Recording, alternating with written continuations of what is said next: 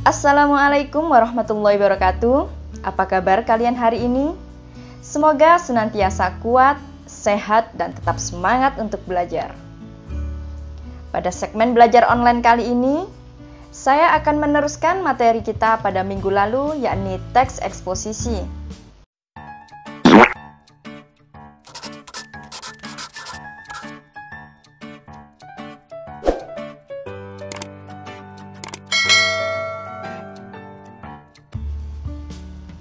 Nah, pada minggu lalu kita telah belajar mengenai pengertian dari teks eksposisi, kemudian perbedaan antara teks eksposisi dan teks eksplanasi, tujuan dan ciri-ciri dari teks eksposisi.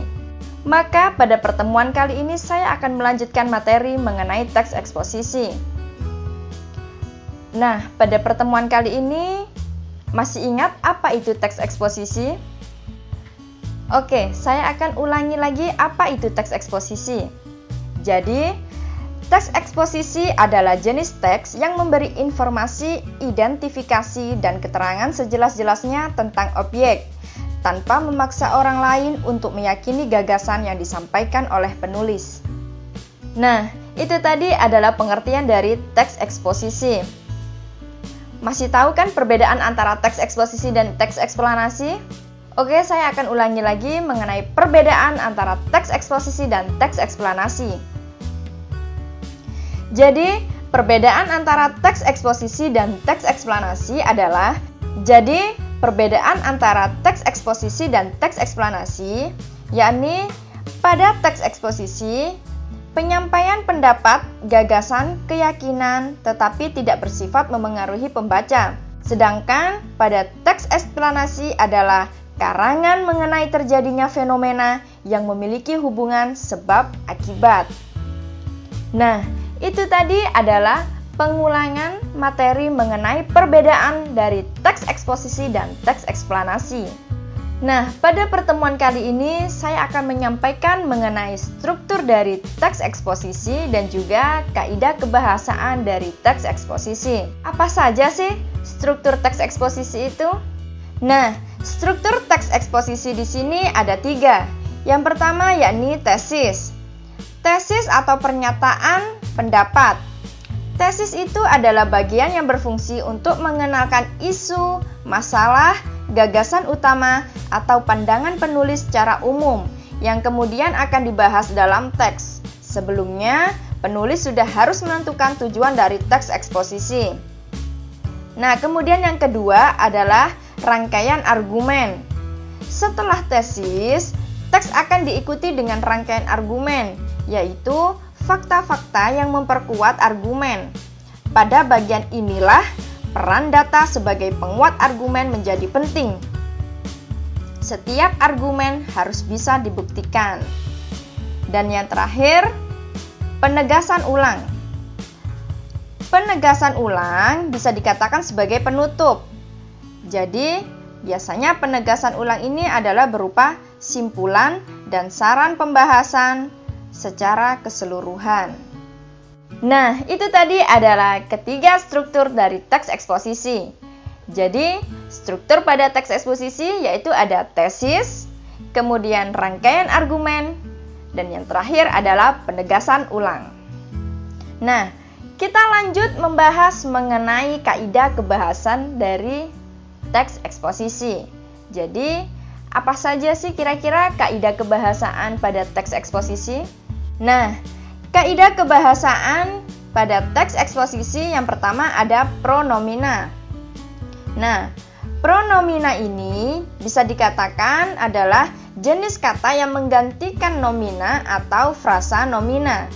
Pronomina dapat diklasifikasikan menjadi 2 macam, yaitu pronomina persona dan pronomina non-persona. Apa sih pronomina persona dan pronomina non-persona itu? Nah, pronomina persona atau kata ganti orang yaitu persona tunggal. Contohnya seperti ia, dia, Anda, kamu, aku, saudara, nya, mu, ku, si, dan persona jamak contohnya seperti kita, kami, kalian, mereka, hadirin, dan para. Dari sini bisa difahami ya mengenai pronomina persona. Sekarang kita lanjut mengenai pronomina non persona. Nah, pronomina non persona adalah kata ganti bukan orang, yaitu pronomina penunjuk. Contohnya seperti kata ini, itu, sini, situ, sana. Dan pronomina penanya contohnya seperti kata apa, mana, dan siapa. Nah, itu tadi adalah kaidah kebahasaan pada teks eksposisi yang pertama, yaitu ada pronomina, di mana pronomina ini dibagi menjadi dua, yaitu ada pronomina persona dan pronomina non persona. Nah, kita lanjut mengenai kaidah kebahasaan pada teks eksposisi selanjutnya. Jadi kaidah kebahasaan selanjutnya yaitu ada nomina dan verba. Apa sih nomina dan verba itu? Nah, nomina itu berarti kata benda, merupakan kata yang mengacu pada benda, baik nyata maupun abstrak. Dalam kalimat berkedudukan sebagai subjek, dilihat dari bentuk dan maknanya. Ada yang berbentuk nomina dasar maupun nomina tuturan. Maupun nomina turunan. Nomina dasar contohnya adalah kata gambar, meja, rumah, pisau. Sedangkan pada nomina turunan contohnya seperti perbuatan, pembelian, kekuatan, dan lain sebagainya. Nah, sedangkan apa itu verba? Verba itu berarti kata kerja. Verba merupakan kata yang mengandung makna dasar dari perbuatan, proses, atau keadaan yang bukan sifatnya. Dalam kalimat biasanya berfungsi sebagai predikat. Nah, itu tadi adalah penjelasan dari nomina dan verba. Sekarang kita lanjut ke kaidah kebahasaan dari teks eksposisi yang terakhir, yaitu ada konjungsi. Apa itu konjungsi? Mari kita bahas bersama-sama. Nah, kaidah kebahasaan yang terakhir pada teks eksposisi ada konjungsi. Nah, konjungsi ini bisa dikatakan sebagai kata penghubung. Misalkan contohnya seperti kata kenyataannya, kemudian, lebih lanjut. Nah, itu disebut konjungsi atau kata penghubung. Nah, untuk memperkuat argumentasi, kata hubung atau konjungsi dapat dimanfaatkan dalam konteks pengajuan pendapat tentang kebijakan bahasa ASEAN itu. Penulis menghubungkan argumentasi dengan kata hubung pada kenyataannya, kemudian, dan lebih lanjut. Idealnya, argumentasi tidak disajikan secara acak. Kata hubung inilah yang dapat digunakan untuk menata argumentasi dengan cara mengurutkan dari yang paling kuat menuju yang paling lemah, atau begitu pula sebaliknya, dari yang paling lemah menuju ke yang paling kuat. Nah, itu tadi adalah kaidah kebahasaan pada teks eksposisi yang terakhir. Ada apa tadi? Yaitu konjungsi atau kata penghubung.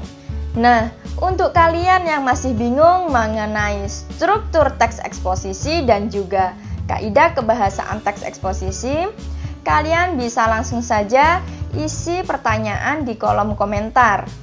Semoga kalian senantiasa sehat, kuat, dan selalu semangat untuk belajar.